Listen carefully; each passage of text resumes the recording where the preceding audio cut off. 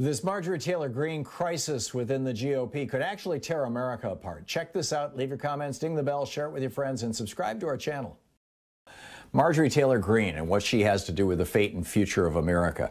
I started this article out over at thomhartmann.medium.com with a poster from 1956 from the Republican Party. It was actually Young Republicans Club, and it was on Labor Day. And it's titled Young Republicans. There's a myth that the Democratic Party wants freedom without responsibility. It's a lie. Check it out. Leave your comments, ding the bell, share it with your friends, and subscribe to our channel. History without war. Over 66 million employed. Highest take-home pay in history. Greater job security. Less time lost because of strikes. Increased union membership. Best working conditions in history, Social Security expanded. And then at the very bottom, it has two kind of headline call to actions. Attend your union meetings, exclamation mark. Register and vote Republican. That was 1956. Those Republicans refer to themselves as the cloth coat Republicans, right? As Richard Nixon used that phrase when he lost the election to Jack Kennedy in one of his speeches. You know, you're not going to have a tricky dick to kick around. I believe it was all in that same speech. But when Nixon took over the GOP in 1968, he had concluded that the unions were actually the enemies of the Republican Party. And that Eisenhower's embrace of unions, even though it got him elected in 1952, it got him reelected in 1956, it led to the greatest and widest and most prosperous middle class in the history of the world, that it was a mistake. And the Republican Party really needed to be anti-union, that the unions were just not a good thing. But if you're going to reject union members, average working Americans, that was about a third of Americans at that time, if you're going to reject them as potential voters, who are you going to replace them with? Well, Nixon's idea was, let's bring in the racists from the South. He called it the Southern Strategy. It was Lee Atwater's idea, or he laid out the details of it. And in 1968, I mean, keep in mind, this was 3 years after the passage of the Civil Rights Act and the Voting Rights Act in 64 and 65. And there were a lot of white people in the South who were very upset that black people were going to have the legal right to vote, and that some forms of discrimination against them were illegal. And of course, it was on the heels of the 1954 Brown v. Board decision by the Supreme Court that said that it's no longer legal to have segregated schools.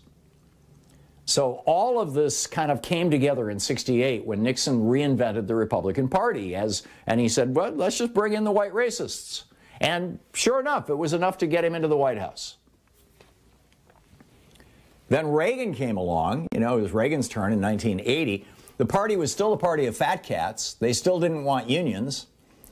But there weren't enough white racists to get Reagan entirely elected. I mean, he reached out to the white racists, but there was this growing phenomenon on TV. And those of you old enough to remember television in the 1980s, remember Jim Baker and Pat Robertson and Jerry Falwell and these televangelists, these guys who literally became millionaires. In the case of Pat Robertson, a billionaire, using their nonprofit status on television. Billy Graham, now his son, has the heir to that fortune. Jerry Falwell, his son, the heir to that fortune. These guys were making money hand over fist. It was a money machine, the televangelists. And so Reagan reached out to these guys and the anti-abortion folks that they were starting to crank. Keep in mind, the Protestant evangelical movement prior to 1980 was in favor of a woman's right to choose to have an abortion or not. Post 1981, as Reagan turned to the son of his vice president was George Herbert Walker Bush. His vice president's son was a guy who had basically kind of kicked alcoholism by embracing evangelical Christianity, George W. Bush. And George W. Bush put this coalition together, and as an added bonus in the anti-abortion bunch, they also got all the misogynists, all these men and a few women, Phyllis Schlafly, who used to come on this program before she passed away, basically saying women should be, barefoot and pregnant. They should be serving their husbands. They should be making dinner. They shouldn't be in the workplace.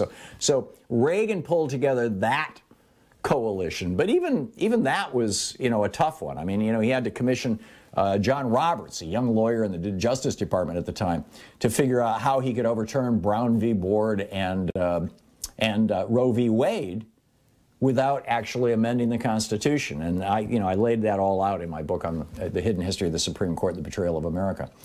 But even with Reagan's evangelicals and gun nuts and Nixon's racists, the Republican Party still couldn't win an election. In 2000, Jeb Bush had to throw 90,000 African Americans off the voting rolls in Florida in the months just before the election so that his brother George could get close enough that their daddy's friends on the U.S. Supreme Court, and I mean that very seriously, several of the conservatives on the Supreme Court were very, very close friends of George Herbert Walker Bush, that their daddy's friends could put their son, George W. Bush, in the White House. So then Trump comes along and he says, okay, we've got to further expand the Republican coalition. So, first of all, he lies. He says, we're going to give health care to everybody. We're going to raise taxes on rich people. We're going to bring the jobs home. He basically stole Bernie Sanders' platform, but he was lying about it. Bernie was serious about it. But then he also, said, well, let's bring in the conspiracy nuts, the fascists. And thus we have Marjorie Taylor Greene in the U.S. House of Representatives.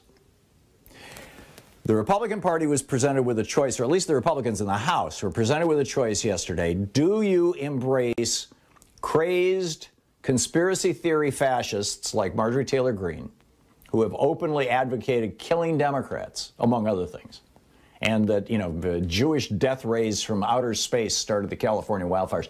Do you, and that 9/11 was at the Pentagon didn't even happen, and, et cetera, et cetera, et cetera. Do you embrace that? Or does the party go back to Dwight Eisenhower and once again become a semi-rational party that can build a coalition with working class people and business? And it looks like they chose the crazy option. Now, this is going to be a real major, turning point, a decision point that the Republican Party is going to be facing going, into the 2022 elections and the 2024 elections. And to a large extent, the fate and future of this country hangs in the balance, because what we're watching is a political party, a major political party in the United States, much as Germany saw in 1931. We're watching a major political party turn fascist.